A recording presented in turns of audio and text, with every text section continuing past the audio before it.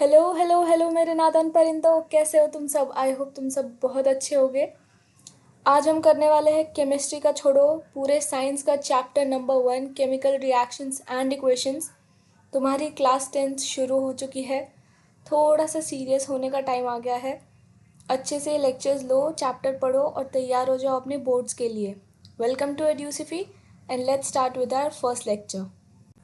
आज के लेक्चर में हम पढ़ेंगे केमिकल रिएक्शन क्या होती है, केमिकल इक्वेशंस क्या होती है और इन्हें बैलेंस कैसे किया जाता है। तो सबसे पहले केमिकल रिएक्शन से पहले समझ लो बच्चों केमिकल चेंज क्या होता है, और उससे भी पहले समझ लो चेंज क्या होता है। चेंज मतलब किसी चीज़ का बदलना, जैसे कि तुम्हारी ज़िंदगी में तुम्हारी पर्सनैलिटी बदलती है, तुम्हारे दोस्त बदलते हैं। वैसे तो दोस्त बदलने ही नहीं चाहिए अगर दोस्त अच्छे हो तो। समझ रहे हो? समझ रहे हो आप? समझ रहे हो ना? तो अगर यही चेंज अगर एक केमिकल चेंज हुआ तो वो अपना केमिकल रिएक्शन बन जाता है। मतलब मैम कुछ समझा नहीं हमें, इजी वर्ड्स में समझाती हूँ मैं। Process by which new substance with new properties are formed, यानी कोई मान लो दो चीज़ को एक साथ हमने मिला दिया और उनमें एक चेंज आया, जिससे ऐसा चेंज आया जिसे हम बदल नहीं सकते। जैसे कि तुमने दूध से दही बना दी, अब दही से तुम दोबारा दूध तो नहीं बना सकते, तो वो हो गया अपना केमिकल चेंज, और उसके जो रिएक्शन इन्वॉल्व है उसमें वो हो गई अपनी केमिकल रिएक्शन। अभी मैम केमिकल इक्वेशन क्या होती है। ये जो इक्वेशन तुम्हें यहाँ दिख रही है Mg+O2 गिव्स MgO, कितनी सिंपल सी है ना मैम। अगर हम इसे ढंग से लिखे तो वो कैसे होगा, magnesium plus oxygen gives magnesium oxide.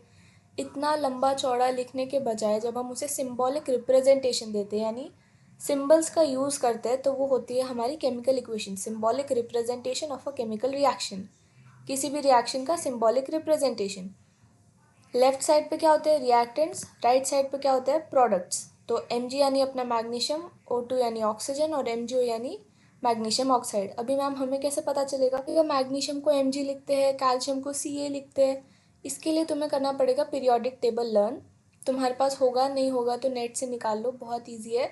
Periodic table को देखो, समझो, जो कॉमन एलिमेंट्स हैं उनका रिप्रेजेंटेशन देख लो कि उन्हें कैसे लिखते हैं। जैसे आयरन को लिखते हैं Fe, कैल्शियम को Ca, मैग्नीशियम को Mg, हाइड्रोजन को H, हीलियम को He, ऑक्सीजन को O2।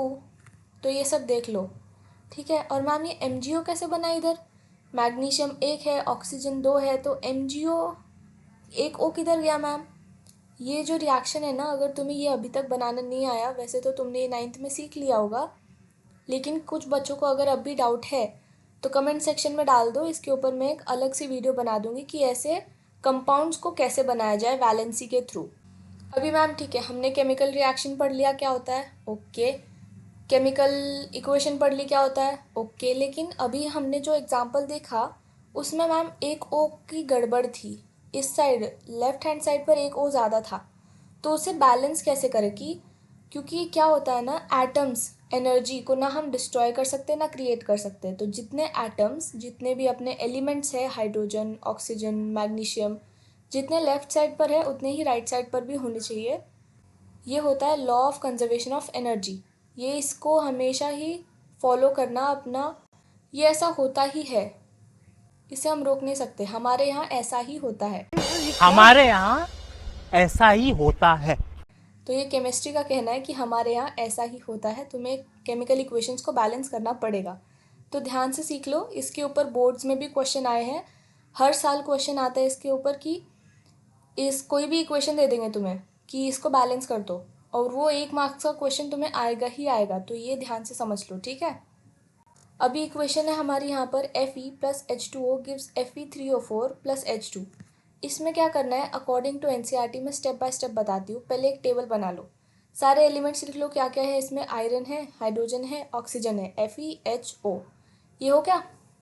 अब ये देखो LHS यानी लेफ्ट हैंड साइड पर आयरन के कितने एटम्स है, एक है, क्योंकि इसके आगे कुछ भी नहीं है तो हम एक मान लेंगे, तो हमने एक लिख दिया। और अब राइट हैंड साइड पर देखो इसके आगे 3 है, तो हम यहाँ पे 3 लिख देंगे। सेम हम करेंगे हाइड्रोजन के साथ, हाइड्रोजन के इक्वल है, और फिर ऑक्सीजन के साथ इधर 1 है इधर 4 है। इसके बाद मैम क्या करना है, ठीक है, हमने सबसे पहले क्या कर लिया, जितने भी एलिमेंट्स के एटम्स है उनका नंबर लिख लिया। फिर क्या करना है, कौन से इक्वेशन, कौन से एटम को, कौन से एलिमेंट को बैलेंस करना है, जिसका सबसे ज़्यादा नंबर ऑफ एटम्स होगा, यानी ये जो भी तुम्हारा LHS RHS है सबको प्लस करके देख लो। Fe 1 + 3 4, H 2 + 2 4, O 1 + 4 5, सबसे ज़्यादा किसका है? ऑक्सीजन। तो सबसे पहले हम किसे बैलेंस करेंगे? ऑक्सीजन को। एक साइड 4 ऑक्सीजन है, दूसरी साइड एक ही ऑक्सीजन है, तो 4 से मल्टीप्लाई करेंगे, 4 4 दोनों जगह इक्वल ऑक्सीजन हो गए। लेकिन मैम अब क्या हो गया, इस साइड पे देखो 4 × 2 8, हाइड्रोजन के तो 8 एटम्स हो गए और इधर 2 ही है, तो इधर भी हम 4 लगा देंगे हाइड्रोजन के इधर, तो इधर 4 आ गया वाटर के इधर और इधर 4 आ गया हाइड्रोजन के इधर। अभी हमारा क्या बाकी है? अभी फिर से एटम्स गिनो। हर स्टेप में क्या करना है तुम्हें? एटम्स गिनने हैं हर स्टेप के बाद, कि अभी पहली इक्वेशन में कितना एटम्स थे, सेकेंड इक्वेशन में कितना एटम्स है, कौन से एटम्स बैलेंस हो चुके हैं, कौन से बचे हैं। अभी इसमें हम काउंट करेंगे सबसे पहले ऑक्सीजन का, क्योंकि हमने पहले उसे बैलेंस किया था। 4H2O, एक oxygen into 4, 4 oxygen, 4 oxygen balanced. 4 × 2 8, 4 × 2 8, hydrogen भी बैलेंस्ड। इधर कितने वो है? 3 Fe है, तो इधर कितने Fe होने चाहिए? 3, तो इधर Fe लेफ्ट हैंड साइड के Fe के आगे हम 3 लगा देंगे और ये हो गई अपनी balanced equation. 3Fe + 4H2O gives Fe3O4 + 4H2।